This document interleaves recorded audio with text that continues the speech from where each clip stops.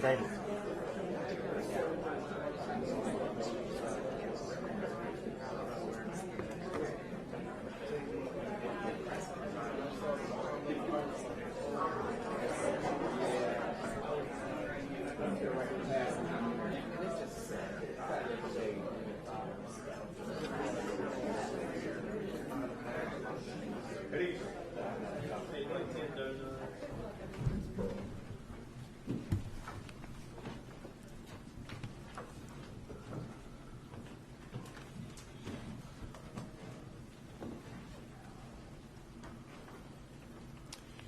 Good morning, everyone. Hurricane Dorian is ready to unleash its fury on our state. The storm has regained strength. It is serious, and it can be deadly.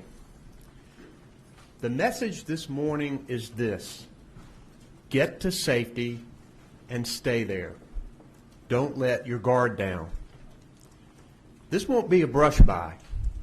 Whether it comes ashore or not, the eye of the storm will be close enough to cause extensive damage in North Carolina. Conditions in eastern North Carolina are deteriorating rapidly. Overnight, Dorian strengthened to a Category 3 hurricane. This is a dangerous storm that is already spawning tornadoes in our state. A tornado touched down this morning in Brunswick County, causing some damage. The latest forecast track is more dire. Up to 10 inches or more of rain in coastal areas, and from 3 to 6 inches in central North Carolina. The new forecast projects sustained winds of 100 miles an hour at our coast, with gusts up to 125. Storm surges will be as high as 7 feet. In short, hundreds of thousands will lose power, and that has already begun. Winds will topple trees and power lines, and roads and buildings will be flooded. I have activated more North Carolina National Guard soldiers, and we now have 488 on duty with additional high water rescue vehicles. As Hurricane Dorian moves northward along our coast, there will be flash flooding. I urge everyone, even those inland, to pay close attention to flood watches and warnings and be ready to evacuate if asked to by local officials. Remember, it only takes a few inches of water to cause flash floods and to wash your vehicle off of the road. The majority of deaths in hurricanes are from drowning, and we know that all too well in North Carolina. Never drive on flooded roads, and never drive around a barrier. It's there for your protection. Turn around. Don't drown. Don't risk your life and the lives of those who may have to rescue you. We have more than 50 shelters open today in our state, and more than 1,000 people are already using them. We have 45 school districts that are closed today and 5 more that are on early release. We appreciate the media for getting information out to people, and it is important for everyone to have reliable sources of information. North Carolina can provide those as well. You can go to readync.org or to drivenc.org. The NC 211 hotline is operating today. And for the hard of hearing citizens, please dial 888-892-1662 to reach someone to assist you. 211, that number is free and confidential, and multilingual operators are ready to assist you. We know there's going to be some damage. We know we're going to need help. And if you want to donate your time or financial assistance, please go to nc.gov/donate. So please remember to stay alert, keep informed, and be ready to take measures to protect yourself and your family and your neighbors. Look out for them. I want to thank all of the people who are working here at the Emergency Management, EOC, the Emergency Operations Center, and here at Emergency Management. We have people all over the state working. I want to thank Duke Energy, Dominion, the electric co-ops, and electricities for their work. They are embedded here with us and are working to get people's power back on as quickly as they possibly can. We also have a leadership team with us today. We have Emergency Management Director Mike Sprayberry, Public Safety Secretary Eric Hooks, our Transportation Secretary Jim Trogdon, our North Carolina National Guard Major General Jim Ernst. We have the Commander of the North Carolina State Highway Patrol, Colonel Glenn McNeil. We have our FEMA Coordinating Officer, Libby Turner. We have our meteorologist, Katie Webster. And we have Commander Matt Moyer of the U.S. Coast Guard, who worked with us so well in Florence, and they are standing by on ready and are coordinating with us. But I'll first recognize Mike Sprayberry for his report from Emergency Management. Mike? Thank you, Governor, and good morning, everyone. As yesterday, the State Emergency Operations Center remains activated at a level 1, which means the State Emergency Response Team is fully activated with all of our private sector partners, federal partners, state agency partners, and volunteer partners. As the Governor said, Hurricane Dorian's forecast is serious for North Carolina, and heavy rainfall amounts, strong winds, and tornadoes are already being experienced in southeastern North Carolina. The risk of flash flooding is serious as well in eastern North Carolina, from the South Carolina border all the way up to the Virginia border. So we have to take that very seriously, and that means that we have steadily increased our inventory for rescue assets to 23 swiftwater rescue teams. That means we have about 53 boats, 48 National Guard high water vehicle teams, which means we have about 178 vehicles. 7 urban search and rescue teams from all over the state are now in play. 9 ambulance strike teams with about 45 ambulances, and 16 search and rescue aircraft and general support aircraft are now ready for flood fighting operations. We're also plussing this number up based on the forecast. The greatest impacts are going to be felt today and tomorrow. We urge everyone in the impacted areas to stay in a safe place and off the road. Follow the instructions of your local officials. The State Emergency Response Team is now completing our final resource request from our county partners at this time. Our response assets are now staged and prepared for an aggressive response. Utilities continue to bring in additional resources and are well positioned for power restoration once Dorian passes North Carolina. FEMA has established an incident support base for commodities and urban search and rescue task forces at Fort Bragg, and they're proven to be good partners as always. FEMA, Coast Guard, Army, Marine, Navy, FAA, EPA, and other federal agencies are well integrated here at the state EOC, as are our volunteer partners. Our state medical and general shelters are underway, and they are operating, and they can shelter pets as necessary. So in closing, let me thank our media partners for keeping everybody aware of what's happening and providing that critical information to all the residents and visitors of North Carolina, and to remind everyone once again, please follow the instructions of your local officials. Thank you very much, Governor. Thank you, Mr. Director. Now the Commander of the North Carolina Highway Patrol, Colonel Glenn McNeil. Colonel. Thank you, Governor. First, I'd like to begin by thanking our law enforcement partners and first responders and our excellent DOT partners for all the great work that they've done to ensure that we're prepared and we're ready for this storm. As I stand before you this morning, I am pleased to report that the North Carolina State Highway Patrol is prepared and we're ready to respond to any needs that our citizens may have. We've identified multiple quick response teams who are ready to deploy at a moment's notice to the affected areas. We're working with our state and local partners to ensure that public safety remains a top priority. Major roadways right now are flowing as expected, with no major incidents to report at this time. Troopers are providing around-the-clock coverage of all of our major thoroughfares so that there are no issues for anyone having to travel. But we don't encourage that at this time. We expect to see dangerous conditions at the roadways continue to receive heavy rains and high winds. As we've said in the past, deciding to drive through flooded roadways is a life or death decision. You may not get a second chance to make the right choice. Please heed the safety messages that have been given to you and turn around and do not drown. I'm also requesting during the storm and after the storm has passed, please avoid dialing 911 or star HP for roadway conditions.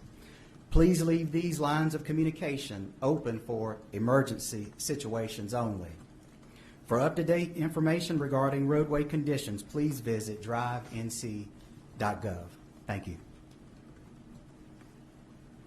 Thank you, Colonel. And now the Secretary of the North Carolina Department of Transportation, General Jim Trocker. Thank you, Governor. Employees are ready across our state to respond to Hurricane Dorian. All of our equipment is ready. Our ferry vessels have been secured after completing its mission of evacuation of the Outer Banks yesterday, and we have ready to go, if needed, established emergency ferry route that we can open with any future or potential breach of NC 12. The Piedmont trains, trains 79 and 80, will continue operation between Raleigh and Charlotte. Our ports, both Wilmington and Morehead City, will be closed today and tomorrow. And then we have 40 drone teams that have been dispersed across the coastal areas in support of response missions and have received a special waiver from the National Park Service in coordination to allow us to fly drones on the Outer Banks. Within the last half hour, we did have a received report of a closure that was unscheduled, and that's of several sections of US 17 between Leland and Charlotte. And initial reports are that it's solely closed due to debris from high winds and possible tornadoes. And so we'll have that section reopened as soon as the weather conditions allow us to do so. Pending anyone's questions, that concludes my update.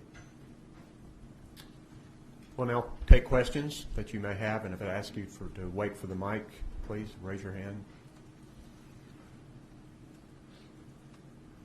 Hi. So we've still heard from people who are not willing to evacuate. They want to stay. I mean, what do you really want to drive home with them, especially due to how difficult the course of this has been to track? Well, you certainly put first responders at risk and your own life at risk when you decide to stay, particularly on a barrier island. If they have not evacuated at this point, I'd get to the safest place that I possibly could, communicate that to people who are inland to let them know where you are and stay as safe as possible where you are. We also potentially can have flash flooding, and there are inland communities that sometimes would need to be evacuated on very short notice, and we're asking people to make sure you're listening and tuned in to local officials. We know that these flash floods can occur in certain areas, and sometimes you see local officials going and knocking on doors and telling people that they need to leave. And we ask people to pay attention to that.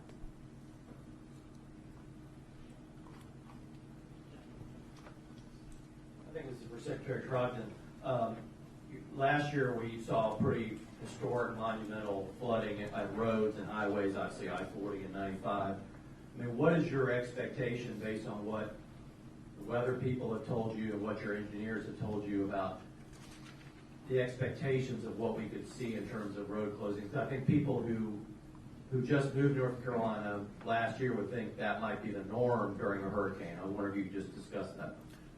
Fortunately, we don't anticipate today the same volume of water that we saw for Hurricane Florence and Michael. However, in specific locations, based on the increased projections of flash flooding that we've just gotten in the last, in the last update, there's possible locations that we could see significant flash flooding, impacts to roads, rapidly deteriorating conditions from, one part of the day to the next. So we're fully prepared to respond to that. Several of the things that we've done since Hurricane Florence to date was work closely with emergency management and the FIMAN system and we're adding components. We added 40 more stream gauges to help us close some of the gaps that we had in prediction. So we're really trying to be able to predict much earlier when these conditions could occur so we can help get that information out. So I don't think we'll see the significant broad impacts like we had all the way through the Piedmont up through Greensboro and Winston-Salem. However, localized, we can see the same kind of damage in more local areas. Just to confirm, those new stream gauges were since Florence, Since Florence, that's correct. and we're not expecting the kind of riverine flooding that we've seen, we saw in that storm. Nothing like it, right? Based on the rainfall totals? Not as broad spread. We're still looking at individual locations. You may get that same kind, but broad across North Carolina, no. And more of a flash flooding situation or a 2 days after the storm passes situation? I'll leave that one up to the meteorologist to answer more scientifically than I can, other than what I'm seeing is I'm really more concerned right now with what we're seeing with flash flooding. Mr. Trogan, while you're still up there, may we ask you? But can you explain to people what drones can do during a situation, why they're valuable in this circumstance? Really compresses time. So, for example, if we have an isolated location that's damaged, once we're able to see it visually with a drone, we know not that it's just damaged and closed, what was impacted, how large it is, better estimates, what materials we'll need, how much trucks, vehicle support, equipment we'll need to get that repaired faster. So it really helps us shrink that time from damage, assessment, response, and recovery much, much more compressed. We do not expect as much riverine flooding from Hurricane Dorian as we had from Hurricane Florence or from Matthew. But people can go and look at river gauges that are near their area at fiman.org or .com. Fiman.nc.gov. Fiman.nc.gov, and that's Fiman. Yes, Jeff.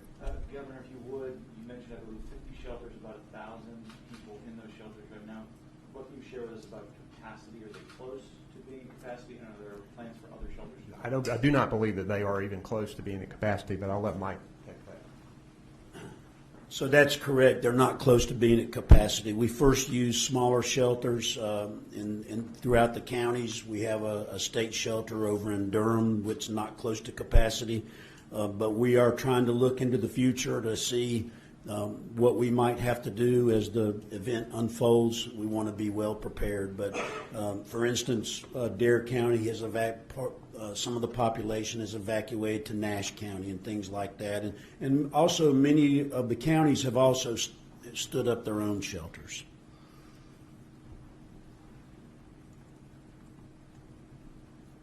Other questions? I have just one clarifying question. The Director Spraber, you gave a bunch of numbers. I did not quite catch the total number of aircraft on standby. So we have 16 aircraft that are either rescue or general support aircraft, and we have more incoming.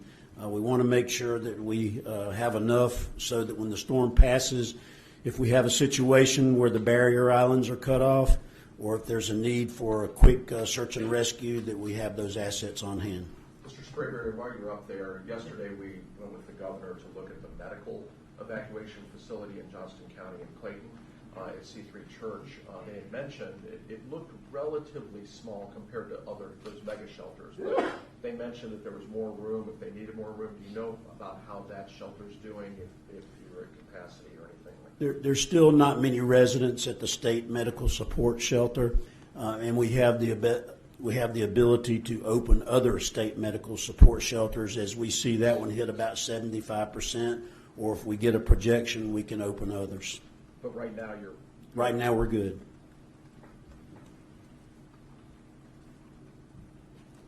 Okay, we will likely be back at 4 p.m., guys. Is that right? 4 p.m. for another briefing. Thank you very much.